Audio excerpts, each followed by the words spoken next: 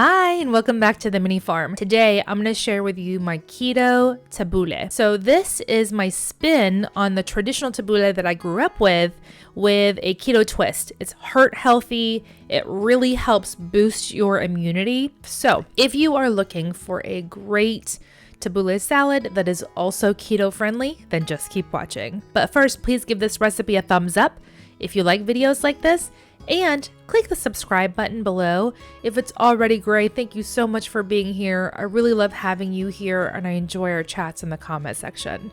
At the very end of this video, I'm going to share the 2 upcoming videos and you get to choose. So please let me know which video you want next based on the previews that you're going to see at the end of the video. Without further ado, here's keto tabbouleh. I'm canning in the background, so hopefully that's not too distracting, but I'm also making some keto tabbouleh today, which has been requested in our group quite a bit, so I'm going to go ahead and share that.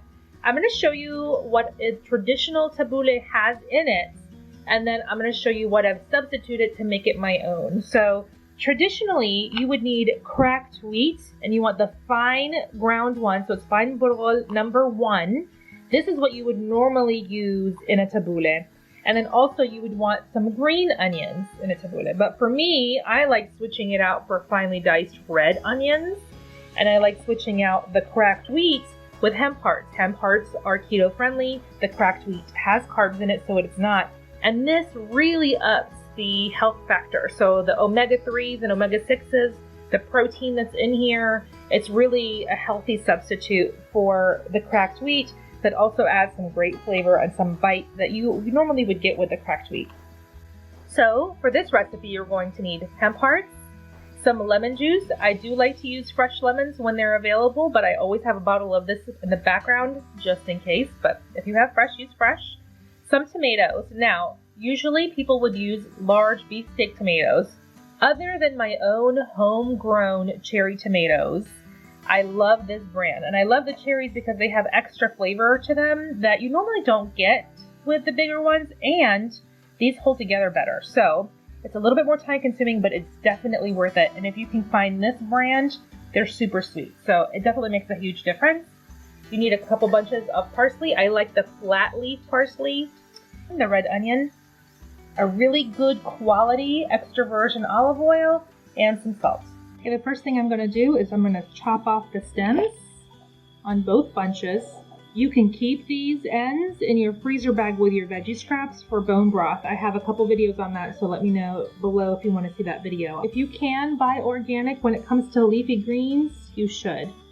That's the only one that I would really heavily encourage. Everything else you can peel for the most part and stuff, but the leafy greens really absorb all of those chemicals. So if you can get these, they're usually just a few pennies more because they're inexpensive anyway. I would switch up. But let's go ahead and put these in some cold water. I'm going to put these in my colander. This is actually my salad spinner. I'm going to cover it with some cold water and really agitate them to get any dirt or loose debris off in there. And if I find big pieces like this as I'm doing that, I'm going to pull off the green stems that are a little thick. And while I'm also doing that, I'm going to look for some leaves that are undesirable and get rid of those too. After you've gone through and picked out all of these stems and stuff, there's a couple more left in here, then just go in and toss it with your hands gently. What we're trying to do is break up any dirt that might be in there. I just kind of pick up from one side and flip it very, very gently. My fingers are barely touching. You don't want to crush or smash the leaves in any way. You're just trying to agitate some of the dirt out of there, if there is any. Do a double rinse on this at least, depending on what the water looks like. So let's pull this out. And as you can see, the water is a little dirty. So I'm going to dump this out, rinse off the bowl, and then give them another soak in cold water.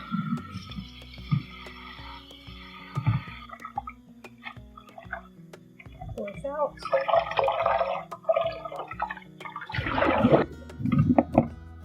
And we'll give it a couple spins to make sure that they're super dry.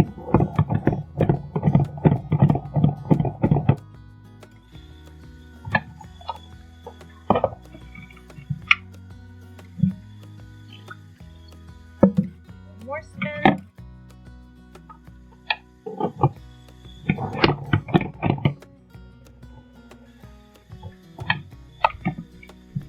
Now that is nice and bright and green and dry. We're going to kind of make them into a little roll, and then we're going to rough chop all through this. Then we're going to smush them to the middle. Do the same from a different direction.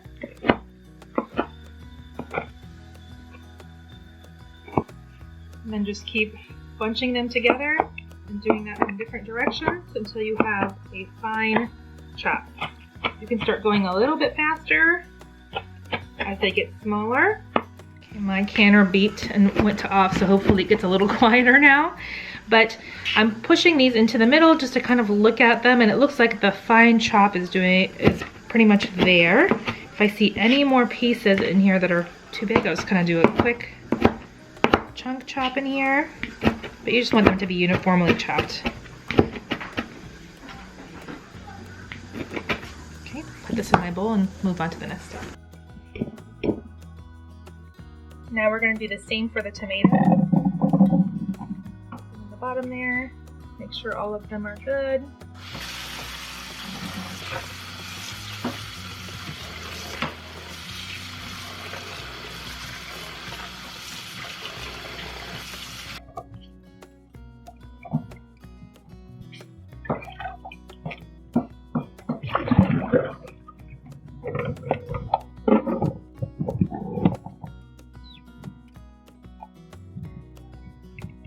A couple on my cutting board, and I cut them in half and then quarters.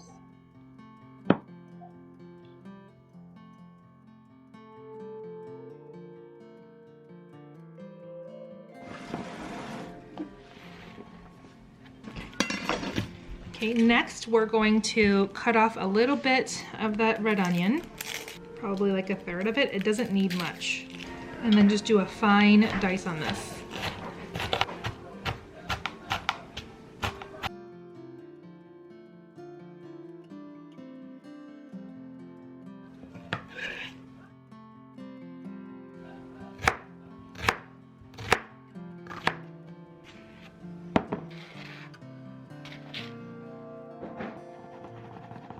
Okay, now we're going to add in some hemp hearts.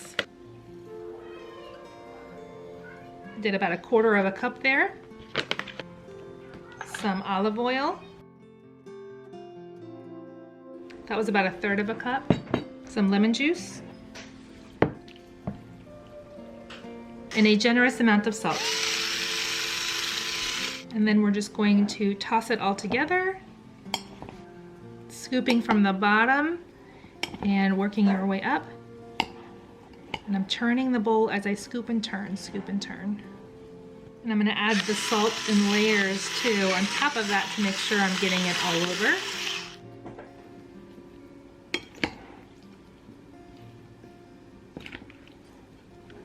And that is my spin on the traditional tabbouleh with a keto twist. Okay, time to vote for next week's video. We have 2 options. The first one is home canned beef stew.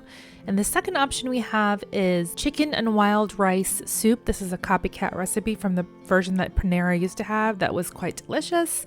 So you get to pick. Let me know in the comments below. Would you like to see the home canned beef stew or the chicken and wild rice soup? Thank you so much for cooking with me today. Don't forget to give this video a thumbs up if you liked it. And if you haven't done so already, you can click on my face to subscribe. Thanks for watching. Bye.